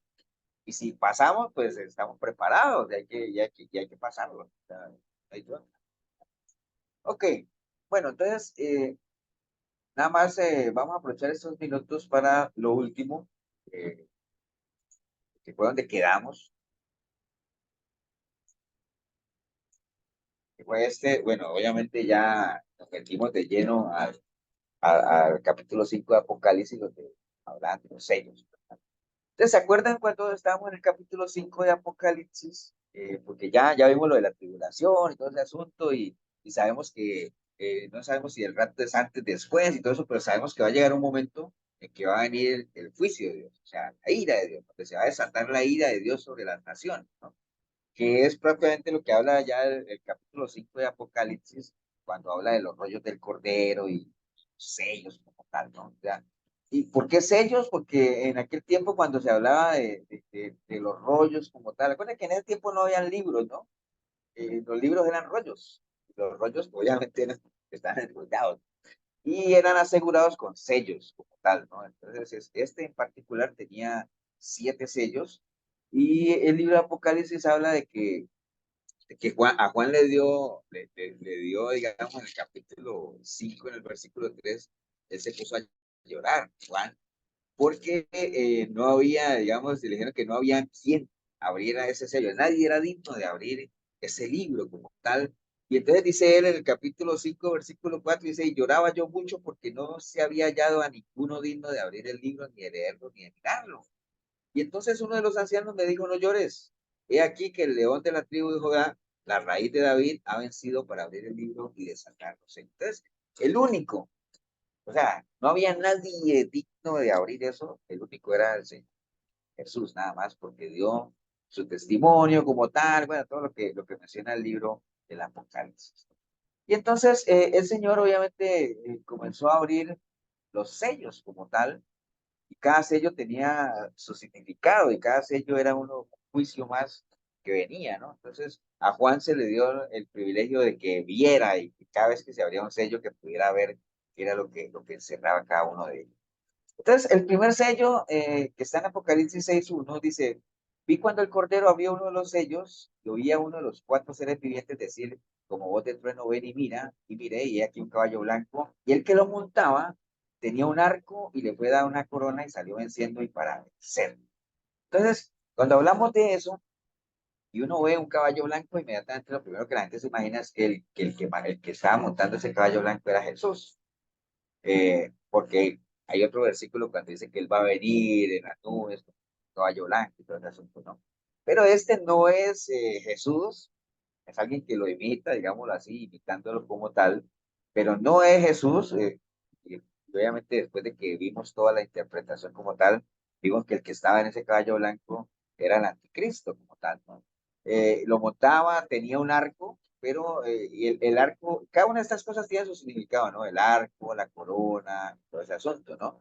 Entonces, ese arco, cada una de esas cosas simboliza. El arco, ¿se acuerdan que el arco, bueno, primero el color blanco simboliza la paz, ¿no? Y la pureza, tal, ¿no? O sea, el blanco siempre se ha caracterizado por ser un color que simboliza paz, pureza, como tal. Entonces, era algo, ese era el mensaje que traía, digámoslo, esa figura en ese caballo blanco como tal, ¿no? Traía un arco, el arco es un arma, obviamente, y simboliza poderío, pero no mencionaba flechas. Es decir, que ese poderío no se iba a dar por medio de guerras ni de nada de eso, sino que iba a ser algo, digamos, más bien como de influencia como tal. Entonces, en resumen, básicamente, ese primer jinete, que es el anticristo, que es, por eso es el primer sello, porque hace su aparición como tal, trae su poderío, trae su capacidad digamos, de convencimiento, no con violencia, porque va a ser básicamente con engaños, con influencia, mucha política, que es lo que vemos hoy en día. Acuérdense que la política tiene esa característica, ¿no? De mantener a la gente contenta, de decirle a la gente lo que la gente quiere escuchar. Esa va a ser una de las características del anticristo, porque cuando haga su aparición, esa va a ser su principal arma, ¿no? Como tal. Por eso se le da un arco, o sea, poderío, se le da una corona porque va a tener autoridad, como tal, ¿no? Viene en caballo blanco porque viene con un mensaje de paz, de tranquilidad como tal, pero bueno, sabemos que no es el Señor como tal. Y cuando veamos el segundo sello, vamos a ver que esa paz, esa tranquilidad, pues es una paz muy temporal, muy pasajera, ¿no? O sea, por eso es que cuando el Señor decía, yo les traigo mi paz os dejo, no como el mundo os da, sino es una paz diferente. Este trae una paz, pero es la paz, obviamente, como el mundo la da, una paz temporal, una paz pasajera, ¿no? Símbolos de autoridad y poder, que les decía que es la corona como tal, porque viene a gobernar, eso es una realidad, viene a gobernar, y si ustedes ven en Apocalipsis 17, habla de que a él se le va a dar poder, autoridad, también va a tener poder económico en el sentido de que va a ser una época en que nadie va a poder vender ni comprar, sino los que estén autorizados obviamente por ese gobierno, tal, o sea, va a poder hacer prodigios, señales, o sea, va a tener un poder de convencimiento tremendo, ¿no? Tremendo, tremendo. Ese es el primer sello, que es lo primero que el Señor reveló, ¿no? Cuando abrieron el segundo sello, dice, cuando abrió el segundo sello, oí el segundo ser viviente que decía, ven a mí, y salió otro caballo bermejo, y al que lo montaba le fue dado el poder de quitar de la tierra la paz, y que se matasen unos a otros, y se le dio una gran espada. Mire que el primero no traía flechas, ¿no? O sea, era más que todo un poder de convencimiento, venía en un caballo blanco, paz, tranquilidad. Este segundo sello ya más bien vino a quitar la paz que el otro, por eso les decía que era una paz pasajera, y traía espada y ya vino a sembrar, digámoslo, esa disolución de esa paz y a que se mataran unos con otros como tal. Entonces, este segundo sello lo que simboliza básicamente son guerras, conflictos, como tal, ¿no? Ese caballo bermejo como tal. ¿Ustedes saben cuál es el color? ¿El bermejo qué color es? Como rojo, ¿no? Café. Rojizo, Ajá. Rojo, café, digamos, rojito. que es muy parecido al color de la sangre como tal. Va a haber mucho derramamiento de sangre, van a haber muchas guerras, muchos conflictos. Entonces, a él le fue dado el poder de quitar la paz. Por eso les decía que esa era una paz pasajera, va a generar discordias, que se maten unos a otros, como tal. Entonces va a haber una época de mucha guerra, ¿no? Mucha guerra como Pastora, tal. más o menos esos dos sellos serían, como ahora que usted estaba explicando en la gran tribulación, los tres primeros 3.5 años sería del caballo blanco y el segundo, y el segundo sería los otros 3.5 años, que es lo de la parte de la guerra, que se va a la paz. Sería ese Bueno, tiempo. realmente lo que dicen los recuerden que cuando empezamos esto del apocalipsis hablamos de que no es que nosotros seamos escatólogos, estamos tratando como de entender un poquito algunas cosas que a lo mejor no te mete de lleno. Pero dice que los 7 sellos, los primeros 4 ocurren en la primera mitad, ¿no? De la tribulación, y los otros 3, que son los más duros, digámoslo así, ocurren en la segunda parte, ¿no? Eso es lo que dicen los grandes estudiosos.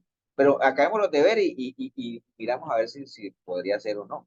Entonces, cuando hablamos de que van a haber guerras y todo eso, bueno, van a haber diferentes guerras entre clases sociales, guerras entre religiones, guerras entre razas, o sea, eso quien dice va a ser todos contra todos, ¿no? Porque acuérdate que él habla de que se le dio una gran espada, estamos hablando entonces de que ahí sí se habla de un poderío militar como tal, ¿no?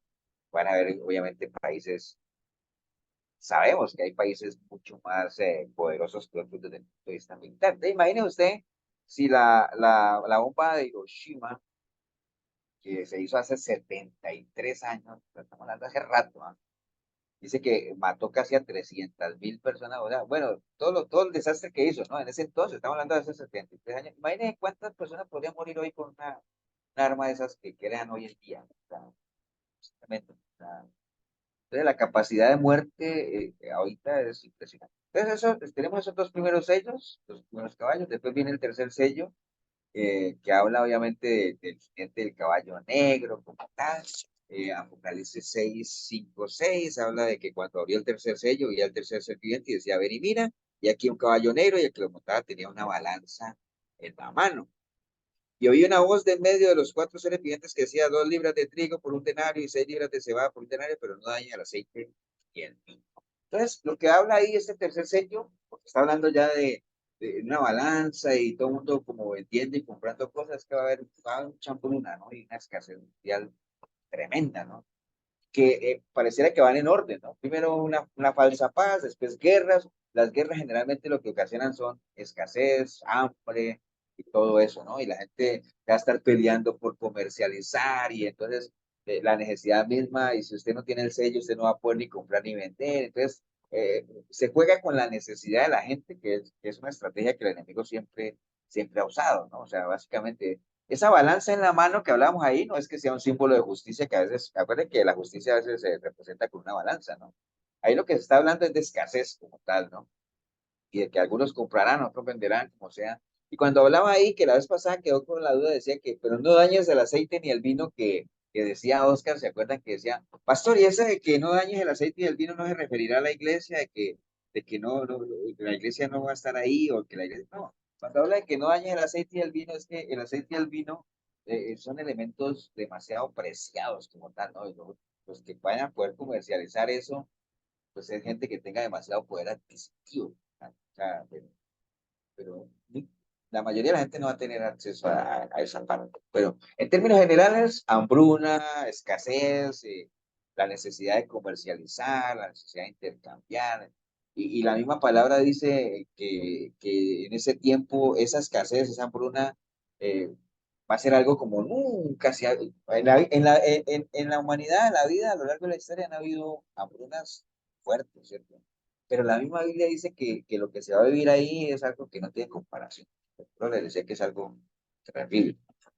Bueno, el cuarto sello Dice Apocalipsis 6, 7, 8, dice, cuando abrió el cuarto sello, oí la voz del cuarto ser viviente que decía, ven y mira, miré y aquí un caballo amarillo, y el que lo montaba tenía por nombre muerte, y el Hades le seguía, y le fue dada potestad sobre la cuarta parte de la tierra para matar con espada, con hambre, con mortandad y con las fieras de la tierra. Entonces, ya ese cuarto sello, digámoslo, y el cuarto caballo, un color amarillo, eh, dice que en el original la palabra que se usa es cloros, el cual es un color como amarillo verdoso. Entonces, digamos que se hace mucha similitud al color que agarra un cuerpo cuando está muerto, ¿no? O sea, tiene que ver con muerte. Y por eso habla de que el Hades está metido ahí. Entonces, el símbolo de ese cuarto sello es muerte, mucha mortandad. O sea, eh, básicamente eso, y por eso habla de Hades, ¿no? Que es el lugar de los muertos. Tanto. Entonces, primero vamos a tener una falsa paz, vamos a tener mucha guerra como tal, vamos a tener hambruna, escasez, mucha mortandad, muerte como tal. Y dice que la cuarta parte de la tierra, está hablando ahí, ¿no? De que va a tener la potestad, entonces va a haber mucha muerte como tal. Bueno, vamos a ir rápidamente. El quinto sello habla del clamor de los mártires de la tribulación, Apocalipsis 6, 9. Cuando abrió el quinto sello, vi bajo el altar de las almas de los que habían sido muertos por causa de la palabra de Dios y por el testimonio que tenían. Y clamaban a gran voz diciendo, ¿hasta cuándo, Señor santo y verdadero, no juzgas y vengas nuestra sangre de los que moran en la tierra?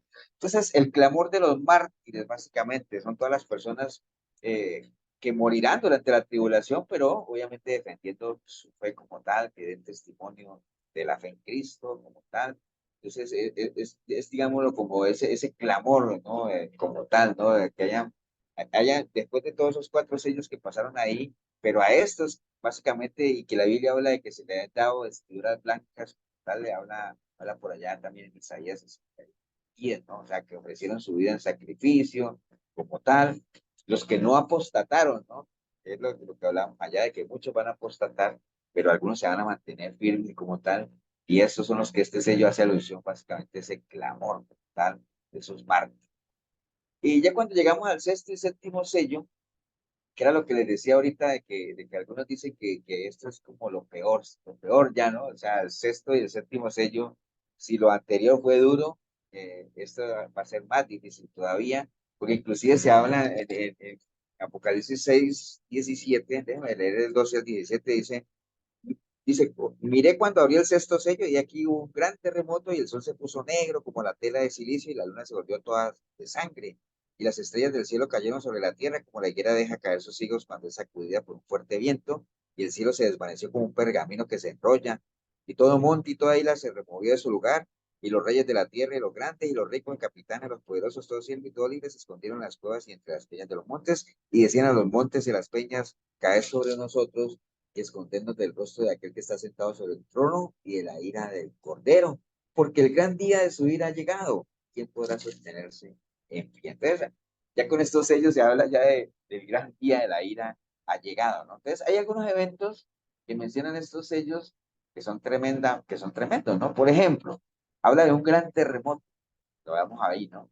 Eh, Imaginen que han habido terremotos, por ejemplo, en Chile hubo un terremoto de 9.5 por allá en el 60, en Indonesia hubo un terremoto de 9.3 en el 2004 y en Alaska de 9.2 y en Japón de 9. O sea, han habido terremotos fuertes, ¿cierto?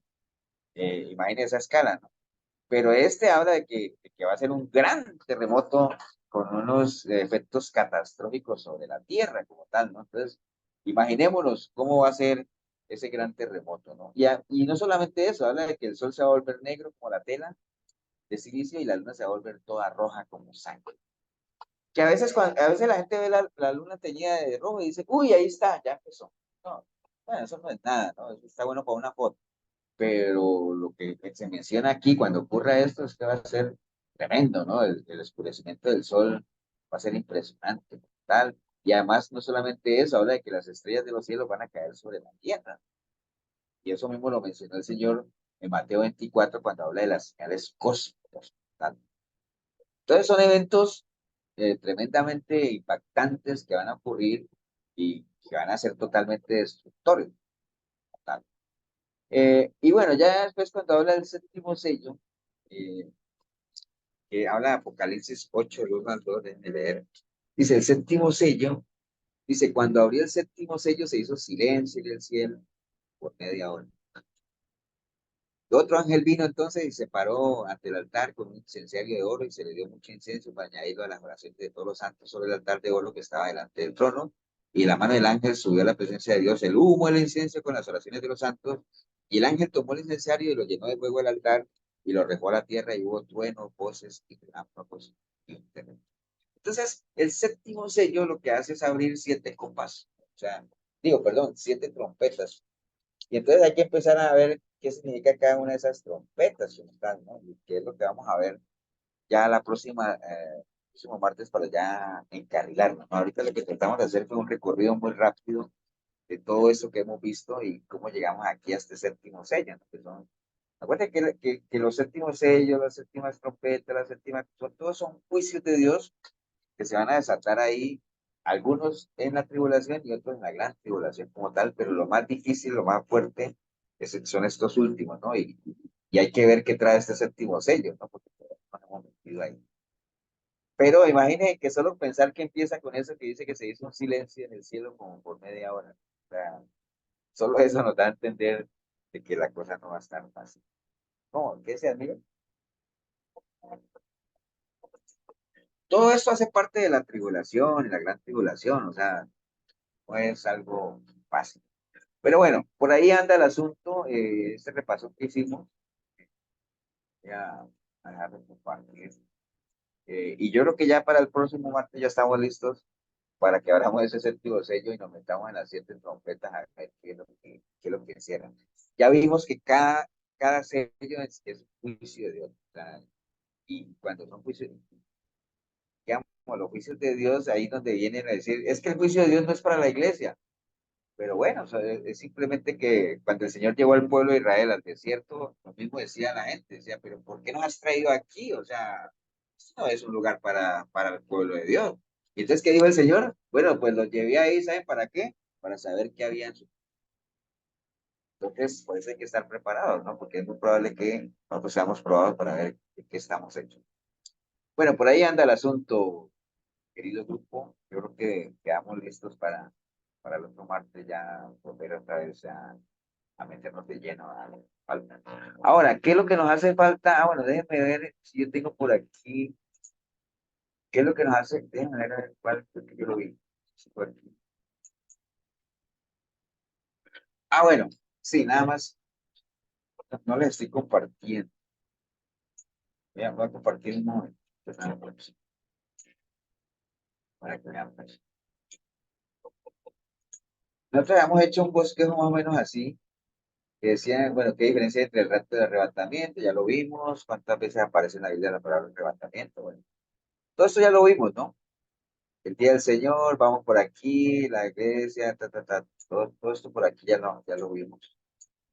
Tenemos que terminar lo de los sellos, inclusive tenemos que ver el anticristo, bueno, qué dice la palabra del anticristo, qué dice la palabra de la batalla del Armagedón, la segunda venida, el falso profeta, el tribunal de Cristo, la boda del Cordero, que esto también ya, yo diría que ya lo vimos, la predica que vimos en la iglesia. Las ovejas y los cabritos también ya lo vimos. ¿Por qué está metido eso ahí? Porque eso es parte de las enseñanzas que el Señor dio de los tiempos finales, ¿no? Podemos hacer referencia a algo de eso. Hay que hablar del reino milenial, hay que hablar del juicio del gran trono blanco, y hay que terminar el libro de Apocalipsis hablando de los cielos nuevos y la tierra. Por ahí anda nos falta bastante, pero ahí lo vamos sacando un poco. ¿Algún comentario, algo antes de irnos?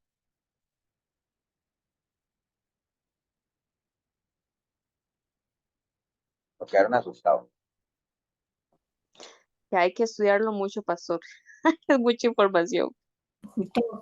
Sí, sí, sí, es bastante, o sea, obviamente no es un libro para uno verlo en 2, 3 clases, o sea, ustedes tienen que hacer su parte también, lean, métanse un poquito ahí, estudien, hay muchos estudios bíblicos muy buenos también que uno lo pueden gustar, pesen todo, acuérdense que hay 2 posiciones siempre, entonces no se vayan de lleno por la que les parezca, como decía Juan Pablo ahorita, la que a uno le parezca la más conveniente, hay mucha gente que por conveniencia dice, no, yo prefiero aceptar y hacer mía de que no vamos a pasar. ¿Y qué pasa si nos toca? No están preparados. Entonces, es muy peligroso.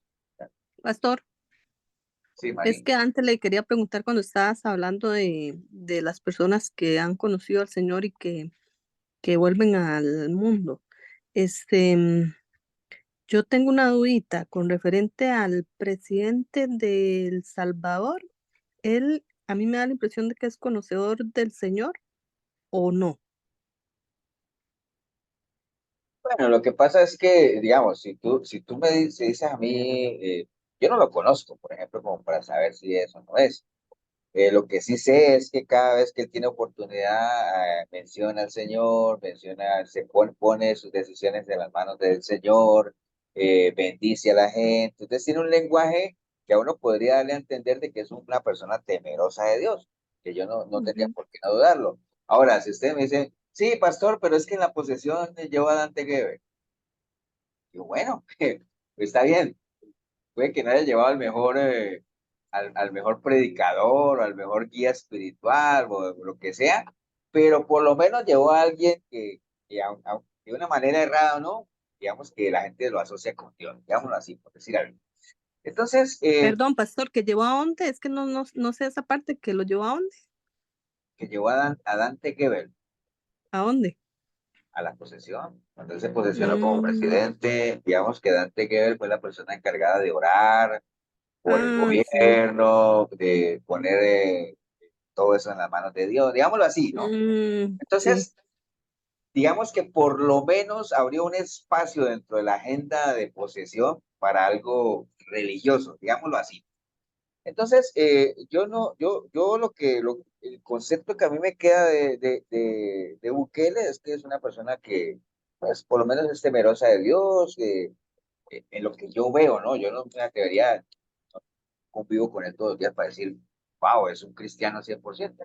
Es político, obviamente, y como todo político tiene que negociar, entonces ya eso le quita que uno diga que es un cristiano genuino, pero por lo menos lo que yo le puedo valorar es que menciona a Dios sin miedo, o sea, pone las cosas en las manos de Dios, bendice al pueblo del Salvador en el nombre de Dios, entonces por lo menos, ¿no? Por lo menos esa parte no es una persona grosera, no es una persona muy centrada, entonces por lo menos dentro de lo que uno conoce de los políticos, pues qué bueno sería uno tener por lo menos un político que le dé cabida, por lo menos a las cosas de Dios, por lo menos.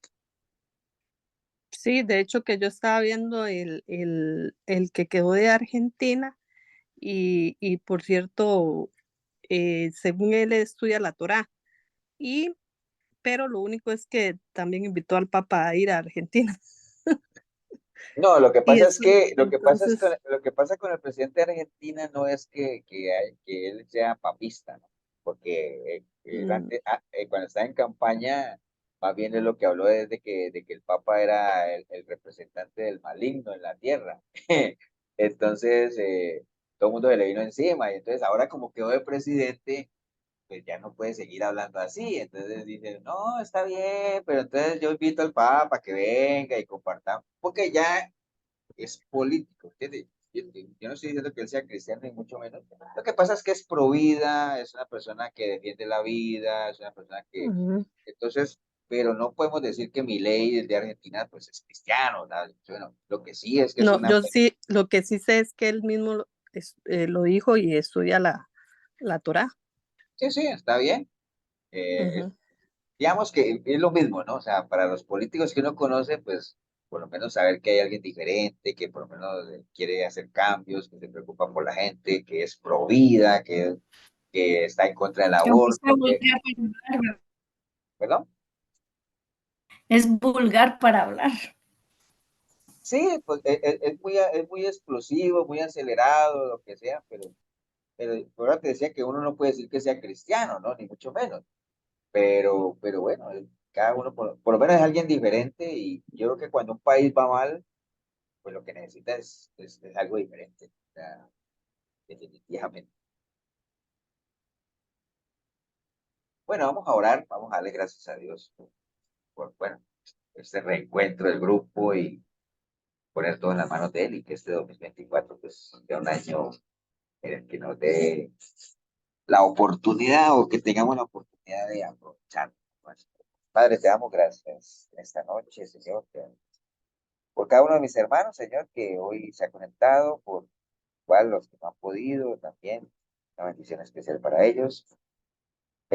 Agradecidos contigo, Señor, por estas oportunidades que siempre tenemos como amigos, como hermanos, como siervos, como hijos tuyos, Señor, de poder compartir, discutir, aprender, llenarnos de dudas, aclarar algunas otras, pero lo más importante, entender siempre que nos falta mucho, Señor, o sea, reconocemos nuestra ignorancia en muchos temas, Señor, y bueno, afortunados somos de que tú tengas misericordia de nosotros y por lo menos ese interés y esa pasión que a veces tenemos por las cosas tuyas, sabemos que tú estás ahí siempre acompañándonos. Así es que te damos gracias. En el nombre precioso de Cristo Jesús, Señor. Amén. Y amén. Bien, pues Amén. gracias a todos.